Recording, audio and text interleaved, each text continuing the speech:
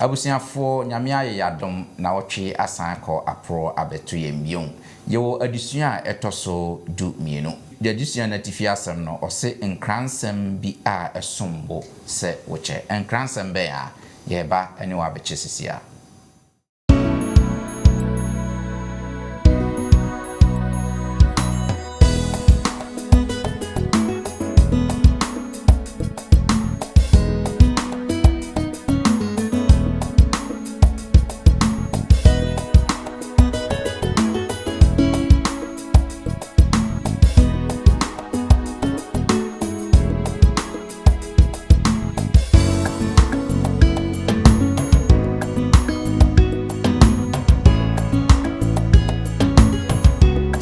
Fear God and give him glory. True Yankopon na shene no nyam no. Ye be kira ase ese. Woni mu say unfortunately onyame bo nipa no. Na sa fie no wo atabone no. Ye kura han no. Enti ese ye ma ye han no eye de ben. E hyen e wo. Me say ye nso nyam. Ye nhye ne nyam. If it's a temodon. Omande hye yebesan ama munyina akwaba na ne edikan ye de adeseda sonko nso ama twediampon Yankopon sanse onwara na okurakura yemu ede enko ede en eba minim yie pa se ogusuara ebo oni obusiafo eho ban ene twediampon Yankopon aye na dom wasan de en bedi hyemu wa hasei yedi adusua etoso du mienu na yede brew no sene nam eka no so hwe adusua na atifi asam na ose nkransem bi a esombo se woche ansa na edi se adusua yi ede bebrew no ma yemfa yasonko fam ndwomtofo kui na fe yeba yede adusua no pensem mu de bebrew.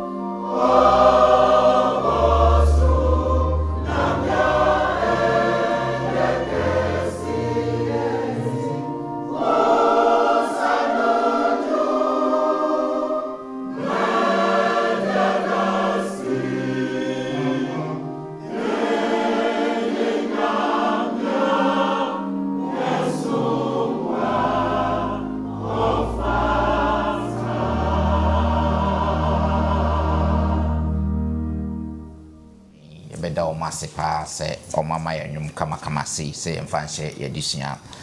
nase se wafa otrosem na se wafa Sabbath school a se wo hwe yedisua ye hwe ne sa na otwe mu a edisua bi a no kwasem ne se depa ye o se nkransem bi a esombo se woche mo abugafo wo ha o mo ba beboa na ye de edisua mu pensem mu de abramu me de musomfo Bismarck mensa enne se me fa afri etro eno hwan a me wo Elder Hansen Asamoah kame ho e wo hase Elder Hansen Asamoah disa adwumadie mu akokyene paaye nti twedi ampo Nyankopon abon ho ban asade na beka ye ho wo hase jeda ye mo akaba amen na fe me ba manimo kakra Mama Lucy Wusudakwa na ono nso ewo mfimfin dodo na afre no Mama Lu ye ni Mama Lu na yeta yesa adwumadie prebiara okan ye ho wo hase nenso Nyankopon aye nadom osade nso abeka ye ho Mama Lu ye mo akwa yeja great na fe me ba mensan nifa iso a Pastor Fergus osubo aten so na eti mensa nifa iso ase Sabbath school ona oda Sabbath school ano na fe AMR ona na osanda no Adventist Muslim Relations penipa oda a conference na no de biara eye ya ho ase de bia pastor beka ye ho beja ne bibia o ye na wabeka ye ho se ye mfasa adusua ye emfa embremu pastor ye mo akwaba na nso biu thank you great na me wie ne sada na agidifo nso mo nso ye be mo akwaba se de biara nso mo de mo fidie to hase na ne mo yesa adusua na me ka mo se sa adusua we no ope bibia wo ho a okọ YouTube a London Ghana SD Church bitimi subscribe a na otwi biara ebape ebebo ebema won kai se aba na watimi anya video sana Facebook nso okwa London Ghana SD Church wo subscribe a na follow ya video bi ebeba bia won sabeka se wo hwe na wo Hope TV Ghana numbers bi gu ase honmo obetimi afa se asembisa bi bibi kire wadwen so na pese wonya nkitahudie bi a ofresa na mana obi beje so na one wo agi ankomo sara na wo mo hweye nso e wo 3ABN Ghana nso no sa number bi nso egu ase honmo se wo fasa number no na se wo nsusu e bia obetimi ne obi agi nkita ho yada mu nyina ase onyankopon enhiramu ye wo adisua etoso du mienu ansa no mema Mama Lucy abompaye ansa na ya hwe adisua no pamcho ye mompaye empai botiefo na nanyame wonase na nkotodwe nyina ba yeda wase yeyiwaye ye kamfo e won hwesopa ne bambo wadum nti wadi anim na wotwe edi kan ya besi na wotwe etoso dumienu so ye da wase e wo ensemkuni na wodi ama yen ye so asaboa yen ne ntimi mfanya adwuma ene eda etoso dumienu yi se ye kan wasempa no ye so asaboa yen ne enti ase ne enka bi nso nkyira foforo ne enka won sempa no wo wiase mfa na nyina se ne awode hye yen no ye da wase se watie yen e wo Yesu Kristo din mu amen Amen. Great. Yebeko yenimu na fe ya hwe yedisua no ye hwe nkransem bi a esombo se woche yenna nim se Yesu Kristo ba asasi su obeda obewum gye nyina enkwa echese gospel no homo bia na ende woka se gospel no ende na no nso na den ene ade nti ende na wotwe mu adisua no de yebeko Revelation book no mo pa na ya hwe nkransem bi ewo mu a ose esombo se yenyina yekwa abontene ekoche na sa nkransem no nkransem be ya eno na sa na wotwe mu yepese yehwem yedoso yedomu suko na fe yehwe ne ewo mu yebe sori afiri ase no ne yatifo nyina na obi anya chefan bia yese ne abusiafo betimi akwa akoche na yendi kan hwe yenka abosem no yebefa afiri adisem nwoma no etire dunan yimunsia ene enson no pamcho yentie nyame asem na mehunu obofo foforo a otunam suru mfimfin a wokura da asem pa bi koka kire won a wote asase so ene aman ne musuakuo ne kasa ene nkrofo nyina na wode ne kase etia mu se munsro onyankopon na munhye no anuonyam efri se na temuo edon no adu na monkoto ne oye osoro ne asase ne epo ne esutire no amen amen and I say I'm saying for above for me and san kransem no ba ko nkransem na no di nsem na mama lu ye twafa ye dia ye yenka abosem no na adusua no ye kom no ye befa emu mako na afei nsemfo abi wu mu a mepese maboafo no beboa na ya kyerɛkyerɛ mu na ye hu adusua betimi asua afafiri mu enti Pastor Fergus me hyɛ ase wo so Peter ka na asɛm no wodi nsemfo abi gyinagyina hɔ wɔ na breso sene asɛmpa ya ye ka ho asɛmi esitie ye bekenka ho nsɛm kakra na afei wagina so na wakyerɛkyerɛ ye mu ka sɛ enne no kwasɛm na eno ne den na afei ye de atoto ho ne ahwɛ adusua betimi asua afiri nti mama lu akan 2 Peter chapter 1 verse 12 na afei wahuri akan 16 to 21 yenhwɛ sɛ ne Peter eka na nsɛm wɔ hɔ Petro ngoma etoso mienu ti baako nchemu du mienu mientie nyame asɛm entime ma mani empa so sɛ mɛkae mo yenum daa nanso munim dada na mo atim enokra ɛwɔ hɔ yi emu edunsia 16 na enye anansesam a woto no nyansam achi ena yedi ekasa mo yen awurade eka mo yen awurade Yesu Kristo ahoden ene ne ba no ho asem na emom ye nanim wonyam kese no ho adansefo a na yen ani etua kan to asokopim aduno ba akono na wonya ani die ne anuonyam firi agya Nyankopɔn nkyɛn no ɛne sɛ saa ani yi firi anuonyam a ɛsɛ ɔkɛseɛ no ɛbaa so sɛ oyi ne me dɔba a wɔsɔ mani no yɛn a yɛne no wɔ hɔ bepɔ kronkron no soɔ no ɛte saa ani yi sɛ efiri soro ɛbaayɛ nanso yɛwɔ adiifo asɛm a egyina hɔ pintin kyɛn saa ɛno na sɛ mo hwɛ ne yie sɛ kanea ehren baabi a ɛhɔ yɛ kusuu ɛde kosi sɛ adeɛ bɛkyɛn na adekyeɛ nsoma no apue mo akoma mu a mo yɛ ne yie munu ye kane sɛ atwere mu adisɛm biara ɛnam onipa enkyerɛkyerɛ so efiri sɛ adisɛm bi amfa nipa pɛso ɛma ɛmfa enipa ɛpɛso ɛma pɛn na mmom Nyankopɔn nipa kronkron so sɛ de wɔn kronkron ɛde wɔn ɛrekoro no na ɔkasaayɛ amen amen Great, Pastor. Me pese me show Peter and some Peter the nsemfo a wodi gina ho eka nasem yi. Sen na ye besi a church se e de fa asemo a na sen kransemo a enne ye nso ye pese ye de call abonten e ko kacha foforo. No kwasem ni ya da se Bismarck. So hwe nia Petro o ka wa hayi na odiyen toto adesua Yesu sese pa na atwe adwene si asempa ehia sese ye da na die. That's right. Na no kwasem pa uti akenkan sem ye di kan efiri adisem na je say in a way na atwe adwene si adisem ane abofo miensan kransem a onyame de ama yen se yenka. Na Petro ka fa bi ewo mu am ye hu se biribi wo hono a enye se yeyi ani firi so kra nti akenkan asem ya kenkan ye no obo biribi pa tia wa ka ne tofa se present truth mfa se be chimu se no kwasem a ase empremprei no kwasem premprei no kwasem enne na Petro wo gina so e ka kire se wo se minsi mu so oma we nya de ase o kayen se no kwasem ade pa ese yetimi establish yetimi esimu kana ehye mu den pa no ene no kwasem a eye empremprei no kwasem na question be san aka se ene na no kwasem no eye empremprei no kwasem no ene de he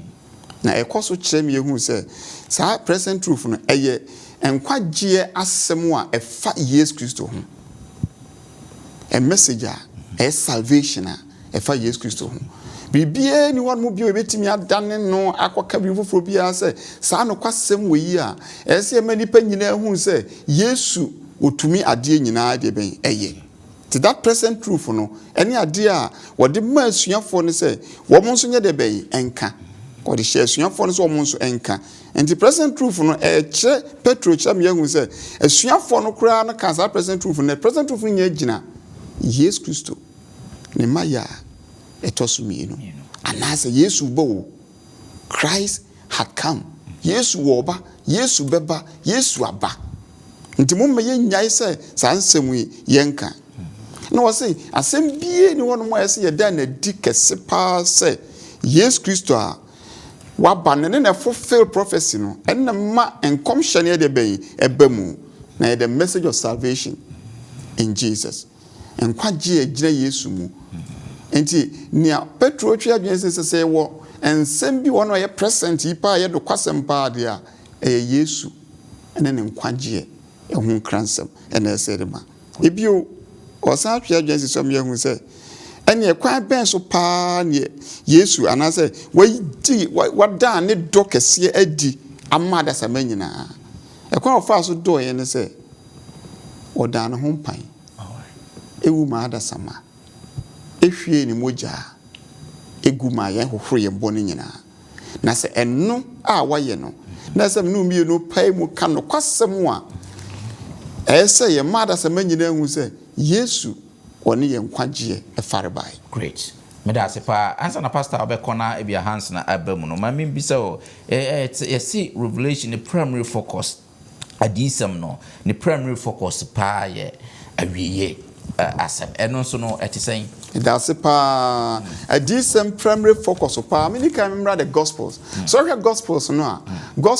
e can be for Jesus Christo na wo Yes Christo, the Juma obedi ye. Yes Christo, the wo, and in wo sorry. That's right. That is the gospel. I can refer yes Christo, nema ye tosumi you know, but and yen the focus pa. But so the bed this same one question will be say, you know, a decent focus can see pa for the climax of Jesus coming, the glorious coming of Jesus. Na ni mo nyamba wo ba kesiye no ene na ye focus a disem ekan ye nti wo hwe disem eti ba ko chemu nso a wo se obeba ye hwe oba na ani wanyina ebehu no sanso ye hwe disem ti du ba ko chemu ye du no nso a etwe adwen se obofo nso otoso no the otoso so no epem wo sound with a loud voice and na wo ka se onyankopon ahenie no and as we are saying here no aye nyankopon ahenie no a odie no wo se the kingdoms of this world have become the kingdoms of the Lord and his Christ. No say na obetna se that he shall reign forever and ever. Eka biribi fa Yesu Kristo ne maya etoso mienu ho adisem se aduanu mienu chichemu ayenso no wo se hwe mereba ntem wo ba na oba obefa nipa enyina wona omodo ho ato no so ne obese bone ene niema nyina oba. Until the focus of a DSM no, Genesis Yes Christo, the climax and the glorious return of the Lord. Ebio or Sanka say, say, King of Kings and the Lord of Lords. Yes Christo, ona hinyeni nyina ekutano. No say he will defeat all the foes. Wana omo oppressor no. Omo a omo na tamfo ni nyina no. Obedu omo nyina so de ben enkunim. Sana disem si dun so nchemu ye du nan so say na obe deliver ne ma wo abone achechire ye nyina obeji ye nyina afisa abone ye di yakọ oman no a wasiesie na ye nanim onyam eman no enti ebie wo san che bie hu say the great controversy in tawatawa die kese a that good and evil hono onyame ba put to an end or the sanema ni nyina ebekọ na wieye na asasi be ye foforo na wono a omo edom ho ato no so no redeem me no mienu nyina na we will be with him forever when mu nyina akire Yesu Kristo ne maya etoso emienu no mu enti o kenka disem eti aduenu mienu enson edunson ene aduenu no a oka ne nyina bo nto fam yehu se wo se Yesu Kristo oba ntem enhyira ne nia ogye die na ogye na sem no na di sem a woka ewo nwoma yi mu oka ne dwapa se adi sem a woka adi yensem a woka ewo nwoma yi mu ebi wo se na honhom no ene adwama no ka se bra great eno akire kura nso no wono a wo motene ni nyina nso ka se bra enti we nyina akire mienu se Yesu wo ba biu na wo se the final appeal otoma kese pa ode ma me no mienu na ese me no mienu gisa atoma no so ye giso say Yesu doye the love ye giso say Yesu was he accepting the grace no adom no ode adom me no mienu aye daso etiase ma no ese ye gitum this is an appeal the last appeal is say ye follow his truth ne no kwasem no ye ni akire na ye nsiesie yakoma say ye be kasa ankransem say Yesu we de ben wo ba bio na me ko na wiye no based on the question abusa ye no was say sabri pa say bibi wo hono mo esombo na edi mu pa me no mie na say ye di mu akotre ne ye kampo mu ne ye dia ne na say ne Yesu Kristo ye na adwuma mfafafo bi ye ne kampo mu eye adwuma no na ne mission no a wo de ama ya na say botai no a ne say nti oba ye no me no mie no apai mu aka na afei nso ne nkwaje nhyehyeye a waya to ho no me no mie no pai mu aneka ene ne hia pa say ye hunu say Yesu ne maye etoso mienu no efa da ye nkwaje ho efa say oba bi everlasting say da biara da ese ye hunu say eto ntwada ene bio esan ye universal ese ye kama nipa nyina ye hunu say Yesu ede ben wo ba na yenka no kwa wo say yenka no wa aman mu yenka no wo nkuru mu yenka no wo nkurase yemfa etachire manka yenka no abusua mu ne yenka wo ye ba bi biara ye nam bia say Yesu wo ba enti wo hwe mu pa Bismarck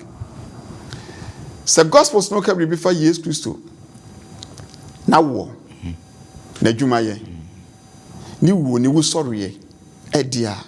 and the book of Revelation so focus on say Jesus is coming again. Brilliant, excellent. Medase Pastor one mommy detailed for this particular question or why are there pa abusia for ye gusua ye ka ye adusia ye esua ye adusia to so dumi no osin kransen bi a esombo se wo chese waso gusu na wutie the pastor kan ye na no kwasem se kransen no ne sombo pa no eno aka se ye kwa akoka che amanfo se Christ sign ababion me da say pastor say why ye nsa now ye hwe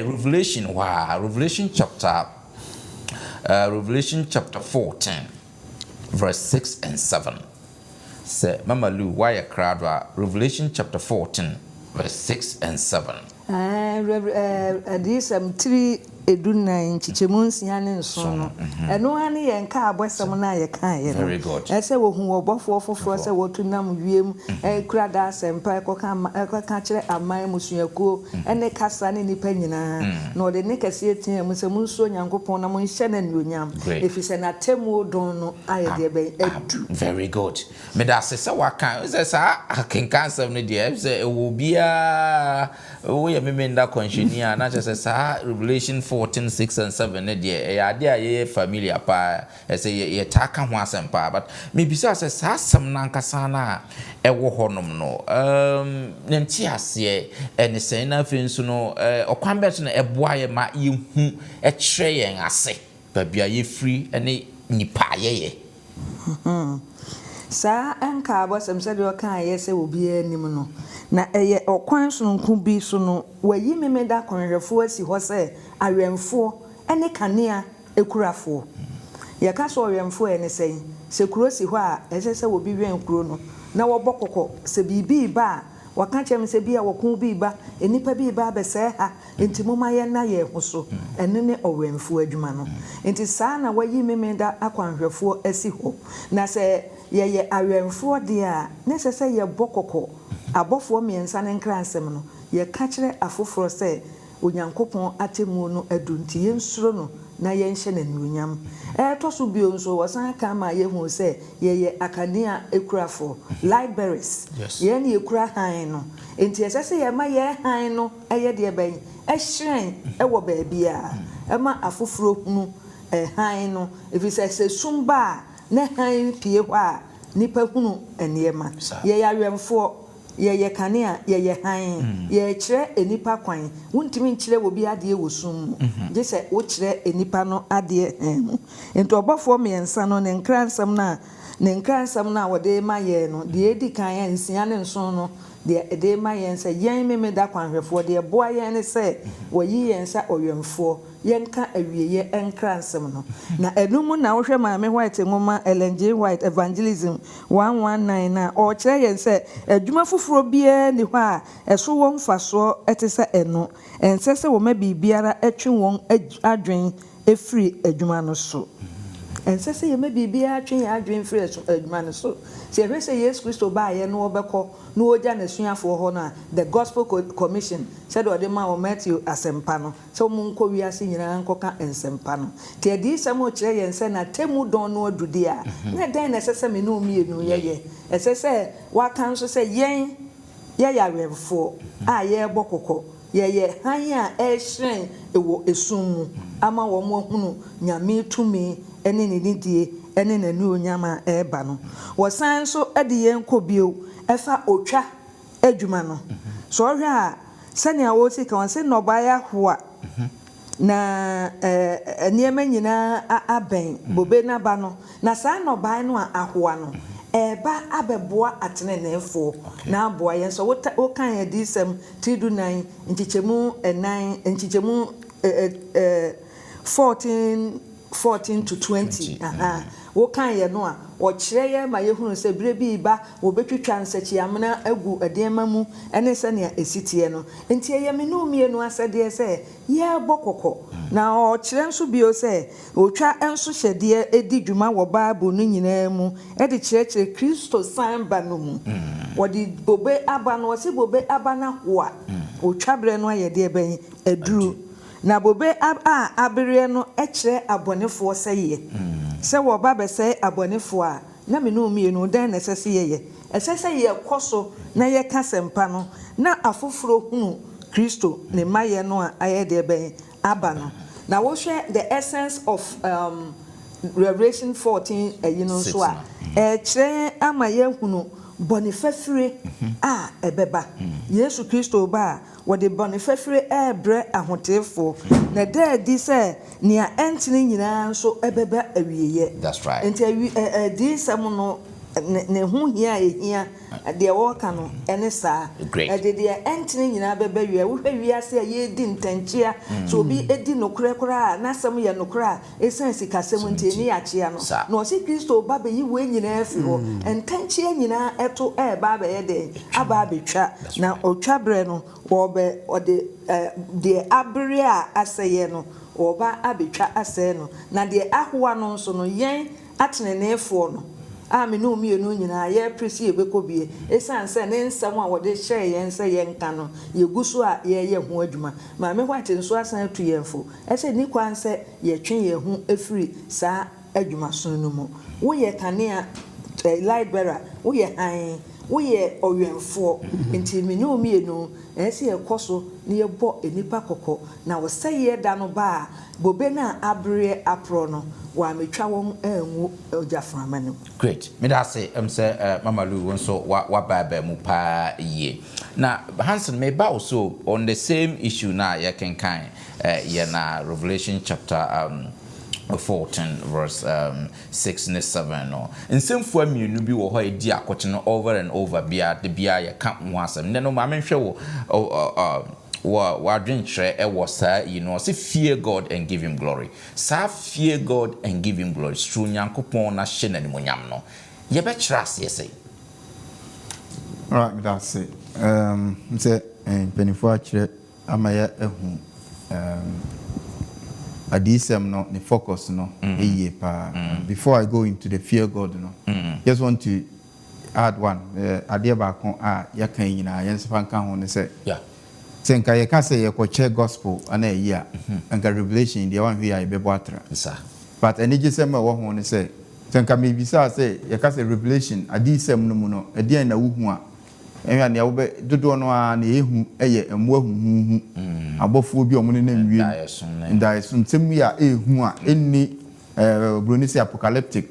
enni dada sitinamu no ma but ne say ti ase ne say adi sem no eye nwoma Yesu hu asem nko ana hoka it is ye namfo ama Yesu was making friends for God na you cannot go and leave revelation behind edisem no kan Yesu Revelation chapter 1 verse 1 or say na Yesu Kristo adi yensem nje fa Yesu hu na ni nyina ni gisem awo mu ni say ni nyina kwan a Yesu Kristo nyame aguama no order ne ho adi de abegi yen ti wo hwe present truth ana Peter kan ho asem na ono ne mre so wo first century no mu no na omadwen ni nyina esi Yesu a wadi kan aba amanfo enyinie na wo ka se enye atrosem bi na mbom adi yensem nyina free ti I'm just linking it to focus no the focus of revelation Yesu a all sign abegi na asem o kan wo adisem eti dunai but the whole chapter of the whole book of Revelation ni nyina no ne ebeka say the climax no chapter 14 chapter 14 no de yakọ yechi de yeba yanim nti hwe yechi akosi adebo na ode yakọ yanimu akosi Yesu a obebu aten agiyen nti that is the climax now hwe the heart of it na 6 and 7 no you can kan ye no o say na obofo no hu obofo a otunam osuro mfimfin de ne kase atiamu say musuro Nyankopon na mo nhye nanimonyam efiri se atemu don na dru na mo poto ne obo osoro asase yepo ne ntutire no ene ne ewu mu nyina now suro na oka ho asem no fear God translation unfortunately no original language a omo de cross fear no was not the fear yenim woni say unfortunately onyame bo nipa no na sa fear no wo ho ansabone ba sa fear no yisu ye no but na enye fear yenim no say obo Adam no nyina anim say o say na adekyen sonoma no ene abofo ene omo beto onyom na onyame ba omo wo sa fear no ansabone ba o but na fear ben ya fear no word no the synonyms ye de be ma no reverence and I say having a very deep sense of attachment but respect ema ubia oso echen wo it is a fear no kan wa say no but unfortunately no bone ba ye no ye yusu fear na ye nimu no e de ma wo mo Adam say na mete wo nka no misroi it is our first reverence na na wo ho ansa bone ba no Adam esan bone nti it is say ye kan fear pe ye nyina bone nti obi asuro usuro so obekọ abonti anadwo usuro so obeja okasi ho kra wantum usuro se obebie puna ma wo ba pie usuro se obeye senti sa usuro no nti no ye nti sa fie we yase but fear God na o kan wasem ne say enye se nyame ba na ye tremble na ye dwane ewo mu se o say his voice trembles on humans there be but ye de anidie a ese ense abodie bia ebe ma wo nyame enu nti na odi fear elenke worship odi se suro no eni anidie no enye suro a yehu na ye dwane enye Adam suro ni bia na mbom we de eye Yesu suro a na odi suro naja in terms of say odi nidie a ese ma no enu nti osum mu no your friend sorry koto sorry enti na there is a symbol of prostration say o da fam na wa sorry sa nidie no enti o de ba worship mu a ansa na obi som ebe timi ama onyankopon na ni monyam ada adi na wate onyame esom ase no saa enipa no esese onya nidie a efata pa edima nyankopon nidie a ensa abodie bia edima nyankopon na nidie no kwan ben de fa so de kire se yewo nidie manyame untimi nkan kire me se wo nidie ma wo maame wa bra wo kan se fa to ha no o se me de me fanto ho me de bi beto ha wo maame ana wo papa o se o me di woni ana se wo sofo ana wo pani bi ohene owo ya wubu no o se wubu no wo mani nidie o se ha se men ko ho o se ho na me free bay ati ase enye we me mpe we wo fie ha o se wo eno na me pese me ye that's right and it means say umu no ne obeka ne say umu ade ohun that's right enti say onyame betumi aka kire nse ye buade na yesom be so nani a eye sitie ema ne mra and that is why all these things have been linked to one. Enti uko Ecclesiastes chapter 12 verse 13 12 and 13 na o say asem ni nyina wieye ene say suro nyankopon na se di ne mra nsem so na we ni enipa nyina asede that's right sene obofo no ka say eye aman musuakuo kasa nyina no saa na Solomon enso kan was enkafo no say enipa nyina asede enti Revelation is a book onyame nam so e kire yen kwan a ye befa so a ye be di nini na ya som no na so nani kwan be ne ye fa so city ma ne mra nsem it is a ukọ wani mu a ehwa Revelation 14 no aka say aha na hotefo boaseto ewo eno aso na sen ka say wona wokura onyankopon ahyede ene Yesu Kristo gidie mu and this is a link say osum bia enso nyame ani wabra yemu no okay menye ne say yemu bia be ka say ye wo boldness to go and stand before God aka say radi yemu sebio edidi nyame atem we don't do that ba kwan ben e fa so de kire yebu sitie ben ya ne mra no ne mra ne sen say ye be ka say o kan say momfa edase nsome na saa da no mu no me de ni die ma say me som wo saa da no e mokro no ewrade me bu enti me mokro no e mo adwaman ewrade me bu a me bu wo ni die a me de ma unti I'm not going there e mo me din kwa ampa udin me mfa ni agro that's right e nyanya me foforo me nkonya nyame foforo bi fi say me bu me de obuo ma this is the fear and reverence na all can once excellent me da se pa se wa baba musa ede amaye yenko ma me nsambra pastor so na pastor ehwesa de we mama wo addition but before then the mama kan mama Lu and kan Revelation chapter 14 verse 8 na if we read na wa kan 18 verse 1 to 4 adisem 3-9 enchichemu enwotwe na obofo foforo otoso mienu di akire kan se baba kese no ahwiase efisa wa mama na ama nyina anom na dwamammo abufuo ensa no bi then we read na kofa 18 dum watwe yimu baako ekopem 9 no adisem 3-9 chichemu baako kopem 9 mumientie nyame asem na yenum akiri no mehunu obofo foforo se ofiri suri saneba na owo ahoden kese na nanim onyamti asase hyren na wode ni a emu ye den tie mu se wahwiase baba kese no ahwiase na dane ahomone etna bre na nhufin nyina ateye ene nneoma a oyefin na wochiri won nyina ateye efri se amnama nyina anom na dwamammo abufuo ensa no bi na asase so ahemfo ɛne no abɔdwaman na asase so adwadifoɔ ɛnam ne taamudie ahoɔden so anya wɔn ho kristofoɔ agya kuro no na meteni foforɔ efiri soro sɛ memman momfiri ne mu na mo anyɛ ne yɛ bɔne no bi na mo anya ne haw no bi amen. Great. Pastor yɛnhwɛ saa Babylon we bɛn ho asɛm ɛna adisɛm ka kyerɛ yɛn. That's pa sɛ wotie akenkan sɛm na mama lu kenkan yɛ no a ɔkyerɛ yɛadwen asi Babylon bi so nam fi sɛ sɛ yɛtumi hu Babylon no koraa no ɛne deɛn what is Babylon fi sɛ deɛ wɔkyerɛ hɔ paa ne yɛ wɔ sɛ ɛyɛ atorɔ ɛsom bi a ɛgyina onipa ɛnhyehyɛeɛ soɔ atorɔ som bi a ɛgyina onipa ɛnhyehyɛeɛ soɔ enipa nnwuma enipa atetesɛm that's right ɛne onipa ɛnkyerɛkyerɛ soɔ as man-made predictions and false doctrines Babylon no the word twa Jesus so pa the saa nneɛma wei nyinaa yɛ nneɛma a ɛba ayɛ a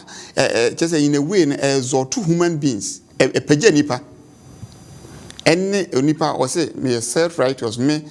metimi yɛ nea mepɛ biara na sɛ me bu me ho sɛ metene saa nneɛma wei nyinaa no na woyɛ wei nyinaa no woyɛ wei above Jesus a ɔyɛ sinless the sinless life no wo kyerɛ sɛ wo koraa wo tene nti asɛ wode wo nan esi wode wo ho si wɔ sɛ wo ne Kristo mpo saa nneɛma wei nyinaa no yɛ basabasa yɛ ne nneɛma a ɛmmoa ebio nso no ɛsan de onipa ɛsom a ɛyɛ akyerɛkyerɛ ɛsom bi a ɛyɛ nkyerɛkyerɛ a ɛmfiri onyame ɛba onipa mu ebio nso ɔsɛ asan akɔyɛ baabi a abosomsom ɛne owiasom ɛne atorɔ nkyerɛkyerɛ ɛne sɛ wogye sɛ asɛ wuwu a honhom no kɔtena baabi mfimfimia bi anaasɛ wuwu a wuyɛ no a na sɛ yɛbɛfa wo kɔ soro saa nkyerɛkyerɛ wei nyinaa yɛ nkyerɛkyerɛ a awurawura mu a kɔwura sum mu na ɛtwe ba ɛbɛsɛe onyame nkurɔfoɔ na no ɛna ɔka kyerɛ sɛ Babylon saa nneɛma wei nyinaa ɛbɛ nyinaa no ɛyɛ Babylon enti yɛnya ahwɛ yie nti wɔtu yɛfo kasa kyerɛ sɛ meman montwem ho anyɛ bɛyi ɛmfiri Babylon ne yɛ ne nkyerɛkyerɛ na tetesɛm ɛne n'abosomsɛm a ɛne ne som a ɛyɛ owia som a ɛde ba ɛsom no mu yɛnyɛ very careful ebio ɔsan ka kyerɛ sɛ ne science no Babylon no ɛhwe ase fi sɛ amaama nyinaa anom na dwamanmmɔ abufuo ɛnsane bi nti the more no a yɛde yɛn ho bɛwura saa nneɛma no nyinaa mu no na Babylon ne yɛ ne bi ɛna yɛde bɛn ɛna ɛba yɛn mu na yɛnom Babylon na bufuo nsane bi na ɛbo yɛn a yɛne yɛ kɔyɛ Babylon ne yɛ yɛkasa kɔyɛ Babylon kasa na afei nso yɛsom nso kɔyɛ Babylon nso ɛsom na no ɛna Bible no ma yɛn nhwɛmu ɛka kyerɛ adisɛm sɛ ne sɛ nti sɛ deɛ yɛnwa Adam Hansen kaeɛ no ne sɛ nti yɛnsuro nyame ne yɛnhyɛ n'animonyam ɛfiri sɛ atemmuo dɔn ayɛ deɛ bɛyi adu nti sɛ yɛwɔka biribi afa Babylon no ho a wɔkyerɛ me yɛhunu nneɛma bi ɛsom bi a wɔkyerɛkyerɛ wɔde tototo nneɛma bi wɔse contrasting of objects deɛ di kan wɔse the worship of the creator ɛsɛ yɛhunu sɛ yɛbɛsom wɔ nyame a ɔbɔɔ soro ɛne asase ɛpo ɛne deɛ ɛwɔ mu nyinaa na mmom ɛnyɛ the beast anaasɛ ɔtwe aseɛ ebio ɔsan yɛhunu sɛ yɛwɔ ɔsom a ɛyɛ onyankopɔn da kronkron ɛsom ɛne counterfeit ɛsom Babylon no ɛma saa nneɛma wei nyinaa da di yɛhunu papa no ɛne bɔne no ebio nso ɛsan yɛhunu sɛ onyankopɔn na ɛsɛ yɛde anidie de bɛ ɛma no wɔ no so no nti ne da a wɔsɛ yɛmfa home no sɛ yɛn nyinaa yɛwura ne home no mu ebi wɔsan ma yɛ assurance ne security sɛ yɛwɔ Yesu a ɔne de ɔbɔ adeɛ ɔne yɛ ndimafoɔ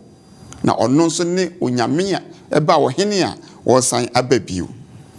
enti sɛ wɔka refer counterfeit day no a wɔsɛ represent a human false substitute onipa ɛnhyehyɛeɛ a odi asi onyame de anamu enti basa ono nipa no otimi reason ono de wono adwene no ene the decrease no ode ba no ene opese nipa yi de be ediso na okọ history mu a yehu se sa esom we no ene sa nhyehyɛ we no ebai ebre atwam bebre atwi nipa bebre adwene ekosi sa osom yi ene sa okwan we so na no de nyame ka kyerɛ sɛ Babylon ahwiase enti twe ho my people okay nti mfi sɛ toma ne nyinaa ekɔma yɛn nyinaa yɛ akwanhwɛfoɔ sɛ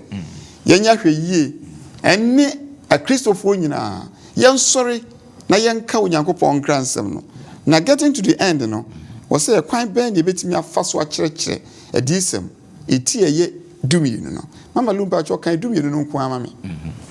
adisɛm eti ɛyɛ dunan kyikyɛmu ɛyɛ edumienu no yɛnua elder Hansen bɔ so kakra na pɛsɛ mesan esi so bio adisɛm 3:9 kyikyɛmu dumienu mama yɛntie onyame asɛm aha na hotefoɔ bo asetɔ wɔ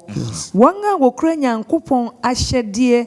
ɛne Yesu gidie mu good so wo yiyi no maako a bibi ɛfa sɛ patience anase boasetɔ ejira hɔ no ma sɛ ugina obi a tete bi no ɔhaw bi a wo famu na watimi agina wɔ saa tete no mu 1 minute no ebi nso yɛsɛ agina sɛ wɔn a wɔn gina bɔkɔ atwɛn Yesu maya ɛtɔ so emienu no the return of the king afei nso wɔn a wɔn sɛ di onyankopɔn mmra so ɛno nso ɛsɛ atwe adwene sɛ yɛn sɛ si ebe yesi tie yɛn nua no kyerɛkyerɛ mu fa suro no si ebe yesi tie ama nyame mmra ɛna afei nso ɛsɛ akyerɛ characteristics nneɛma bi a ebegyina ama wɔn a wɔn yesi tie ama onyankopɔn mmra efi sɛ ɛbrɛ no ɛkɔ na wieyɛ gidi a ɛwɔ Yesu mu na ɛno kyerɛ faith in Jesus na ɛsɛ akyerɛ all faith and as a Jesus faith gidie wo Yesu man as a Yesu gidie na wɔtwe adwense no na ne tia wan nyina de wɔkyerɛ ase na sɛ se ebe gi Yesu Kristo ne nkyerɛkyerɛ ɛne na kwan ne nyina de bɛyi adie sɛ yɛgye doctrine no nyasan agye Yesu Kristo what he believed na oso mu dendenden na wɔkyerɛkyerɛ yɛ nti sɛ yɛgye Yesu Kristo adidi a de Yesu Kristo kyerɛ yɛ ɛna ɛsɛ yɛkyerɛ de Yesu Kristo pɛsɛ yɛ nyɛ no ɛna ɛsɛ yɛ nyesi efiri ho ekobenkum bi anase nifa bi na se ya anya ne saa na efa nipa nkyerɛkyerɛ nipa nhyehyɛ di a ɛne ne yɛ yakɔyɛ Babylon but otuyefo come out great me da se pastor wa cheche mpam se Hansen na o kakra bi na fe yɛmfa nsɔre adisia no so me da se osofo akyerɛ mu detail ne ya yɛde me de bɛka ho kakra se the God's final appeal on say 11 lessons a yesuano before this 12 kyerɛ yɛn kwan ahodoɔ a yɛbɛfa so na yɛtumi ene afoforo akyɛ onyame asɛm sa and this is telling us say so wohwɛ ɔbɔfoɔ no a ogyina hɔ ma hwan ɔbɔfoɔ no a ohuu no wɔ adiye nsɛm no mu no ɛyɛ mene wo na in every dispensation bia no onyame eyi nkurofo a ɔde ɔmo ɛka nasɛm ɛma enipa ehu Amos chapter 3 verse 7 no ɔsɛ Awurade Nyankopɔn renye bibi isɛ wayi na gina di akyerɛ ne nkoa adifo ansa and all this while no oyi Israel ɛna wɔma ɔmo adifo ɛna ɔmo asempakafoɔ ɛna ɔto aso a apostles ne bae mra Yesu ba kɔɔyɛ no na ɛto aso a asafo no ato aso a in the end time you know bɔfoɔ no egyina miɛnsa na egyina hɔ no egyina hɔ ma de asafo a yenimu sɛ yɛfrɛ yɛn ho 7-day Adventist now mistake ayɛyɛ ɛne sɛ yehu we no mu nyinaa na yɛdwen sɛ nipa dodoɔ no a ɛdwen sɛ sɛbi ɛne na nkwagye no ɛhɔ ho ane wo we have not been taken tell the Israel for ye mistake ɛdwen sɛ Nyankopɔn nkwagye no nko adea enti ɔmo a yeyi ɔmo sɛ ɔmo nyɛ light ɛma ɔmo enhu nyame no they became darkness to the world because to them no ɔmo yɛ wall afɔ ɔmo yenso ye dia ewo mu nie se oyi asafo yi te se na Amos 3:7 e ka no se onye bibi emma bibi mesi kinkin wa bra obi anim oyi asafo yi ama yen san kransem se yemfa mawiase na yemfa omo namfo ebe den na yetimi de isem a emu nsem ehuma afoforo yi abeye friendly ama nipa hu say eye Kristo hu asem ne ye ka. That's all. So the final appeal now all you say in free Babylon now also for actually Babylon know me very well no say obi betimi free Babylon now one kasa wokoka no so uni ho. But there are so many people who are still in Adventist church thinking say or your church member but still in spiritual Babylon. Okay. But obetimi free Babylon if obi free Babylon about baby ya na chese wo free Babylon spiritually. Okay. And then yesu ada say Yesu asem no nko a o say mfa nnwuma kra mwa ho adom e na odi adom yen. It is this appeal goes to everybody. But as Seventh-day Adventists no ye na yekura san kransem ya egina baabi ye ka ama amanfo ati nyame asem se. It ye de ekọ awiye no ne say momma yenhu ye ho say nyame ama ye asodie. Asudie no a responsibility a yenyina na yeye na wo ye no nkire se wo nko na nkwaje ye wo dia wo se koka asem no fa nipa namfo ma omuhu Yesu a wo adi sem no mu na omuhu Yesu no a ono na beka se hwe me ba ntem bigina anase me bo bigina opunachi ebom se wo bie ma me a meba he is going to save enye ye but ye be ye adwuma no e dia amen my dear pa say ye mbre na aye benti ye di agusua na e betwere aha se abusuafo ye beda mo nso ase se mo anya abotre na mo de mo fidie di ato a ne mo afasa agusua yi mo ye da mo nyina ase onyankopon enhira mo agusua di bre wi agusua etoso du mienu o se nkransen bi a esombo se woche enye se menko a wonso ka ho ena pastor Mamalu ena fe Elder Hansen omaboa doso mu no eya asem tia opa yenkwa abontene yenko kancha foforo se Yesu sen babiom simple ena ya doso no e dia madasende ye dia adusua toso dumiensa enso ye de be bramo onyankopon enhira mu nyina yenkate ani na pastor enhira so mai Yenyame ene ya bankese yembofo ne yenjefo yeda wasio yeyiwa ye kamfo odin kwan so nkoso me pagya yetiefo nyina hye wawrade nsa amen o ma etie wasem yerade ma yenti asem yi o ne yenya asem yeyefo enche na wawrade wo ba enema nyina di hu adanse se wo ba na wo maye no aduru ye mpran no mpawie tienye nipa yesiesie ye ho ama wawrade na oba obeto se ye fata bibi biara agigi ya saba mu biara wonyame